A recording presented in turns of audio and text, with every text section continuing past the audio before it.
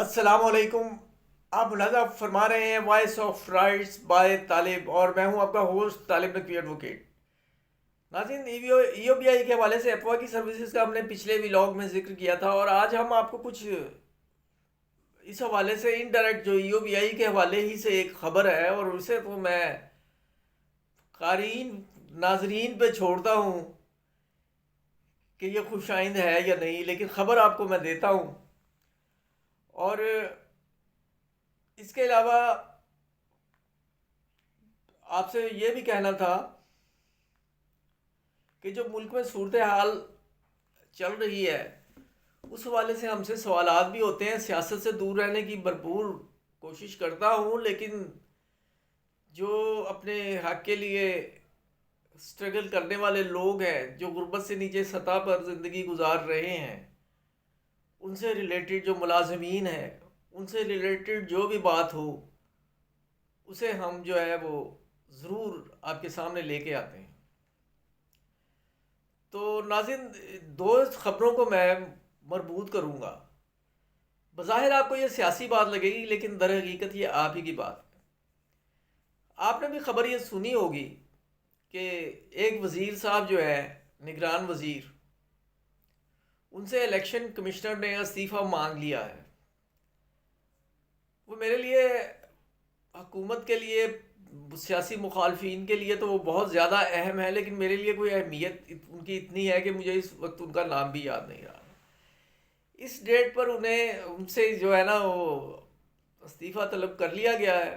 اس کی اندر کی سٹوری جو ہے نا ہم آپ کو بتانے جا رہے ہیں، اور اگلے میں جو بہت زیادہ ریلیونٹ اور امپورٹنٹ ہے وہ یہ ہے کہ فواد احمد فواد، اوپننگ بیٹسمین جنہیں میں کہتا ہوں نواز شریف صاحب کا، اور جو ایک مشن کے تحت آئے ہیں پرائیویٹائزیشن کے حوالے سے، درخواست جنہوں نے الیکشن کمیشن کو دی تھی وہ ان دونوں کے حوالے سے تھی، بلکہ اوروں کے حوالے سے بھی شاید تھی، لیکن انہوں نے ان کے خلاف تو ایکشن لے لیا، دوسرے کے لیے ایڈجرمنٹ ڈال دی جو غالباً 21 دسمبر ہے۔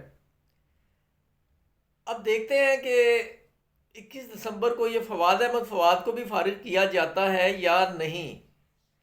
یہ امتحان ہے الیکشن کمیشن کا، کیونکہ بہت سے مفادات جڑے ہوئے ہیں۔ کہنے والے یہ بھی کہتے ہیں، بلکہ بلاول صاحب نے بھی یہ کہا ہے کہ یہ نواز شریف صاحب کا خریدنے کا ارادہ ہے پی آئی اے، اور یہ پرائیویٹائزیشن کمیشن کے حوالے سے یہ منسٹر ہیں، ان کی ذمہ داریاں ہیں۔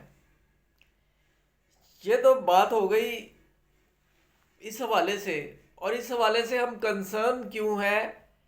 کیونکہ ہزاروں ملازمین جو ہیں پی آئی اے کے، وہ سخت پریشان ہیں اور اپنے مستقبل کے حوالے سے یکسر بے یقینی کا شکار ہے۔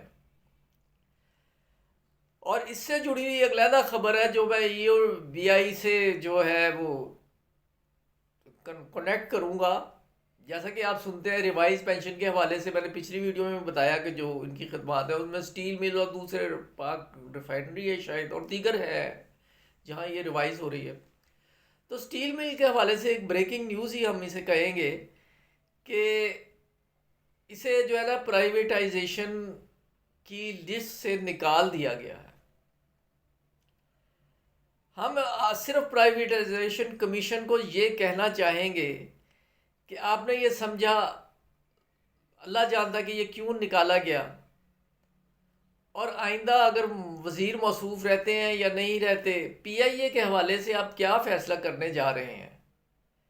کیونکہ پاکستان سٹیل ملز کے حوالے سے اتنی بڑی آواز نہیں اٹھ رہی کہ اسے قائم رکھا جائے، جتنی پی آئی اے کے امپلائیز پی آئی اے کے لیے بہت سارے دلائل رکھتے ہیں کہ اس قدر ان کے ایسٹس ہیں کہ انہیں بچایا جا سکتا ہے۔ وہ ادارہ جو کبھی پاکستان کا فخر ہوتا تھا۔ تو اب ہم ان لوگوں سے یہ کہیں گے، ہماری آواز کیا ہے، صدائے بالصحرا ہے یا جو بھی آپ سمجھ لیں، لیکن بہرحال پہنچتی ہے بہت سے ہاتھوں سے ہوتے ہوئے، ان کی سماعت سے بھی ٹکرا جاتی ہے یہ ہمارے چینل کی جو آواز ہے۔ تو ان سے یہی کہیں گے ہم کہ خدا کے لیے مزدوروں کا خیال کیجیے۔ ایک پرائیویٹائزیشن جب ہو جاتی ہے تو بہت سارے خاندانوں کی ریگولر انکم کا خاتمہ ہو جاتا ہے. جو پیسہ انہیں ملنا ہوتا ہے وہ خرچ ہو جاتا ہے اور ضروریات کے مطابق نہیں ہوتا. کئی لوگوں کے بچے بھی زیر تعلیم ہوتے ہیں اور اس طرح کے بہت سے مسائل کا انہیں سامنا کرنا پڑتا ہے. خدا کے لیے پی آئی اے کو بچا لیجیے. ناظرین آج کے لیے اتنا ہی. اگر سبسکرائب نہیں کیا تو سبسکرائب کر کے بیل آئیکن کو کلک کر کے آل کا آپشن لیں. Thanks for watching.